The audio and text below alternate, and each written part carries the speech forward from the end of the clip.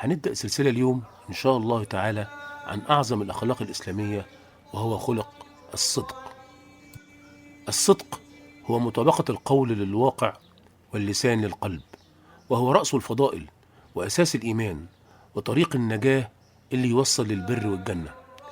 يعد من أعظم الأخلاق الإسلامية التي حث الله تعالى عليها، ويرفع قدر صاحبه ويكسبه ثقة الناس ومحبة الله، وهو نقيض الكذب، وهو سمة الأنبياء والصالحين. وتعريف الصدق هو الإخبار عن الشيء على ما هو عليه، لا يقتصر على اللسان فقط، بل يشمل الصدق في النية والعمل والوعد والمعاملات. ومكانة الصدق في الإسلام عظيمة، فهو سمة المتقين والصالحين، وهو أمر إلهي. قال الله تعالى: يا أيها الذين آمنوا اتقوا الله وكونوا مع الصادقين. كما أنه طريق الجنة، قال رسول الله صلى الله عليه وسلم: عليكم بالصدق، فإن الصدق يهدي إلى البر، وإن البر يهدي إلى الجنة.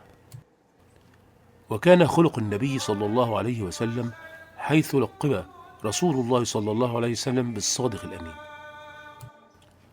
وللصدق أنواع: أولهم الصدق مع الله بالإخلاص في العبادة، ثانيهم الصدق مع النفس بالاعتراف بالحق ومحاسبتها، ثالثهم الصدق مع الناس في الحديث والمعاملات والوعد.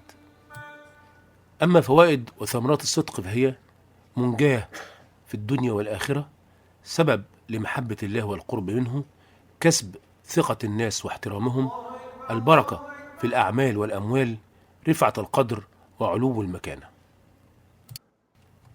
وخلاصة القول: الصدق منارة الحق، ومن التزم به سمى قدره وعلت مكانته.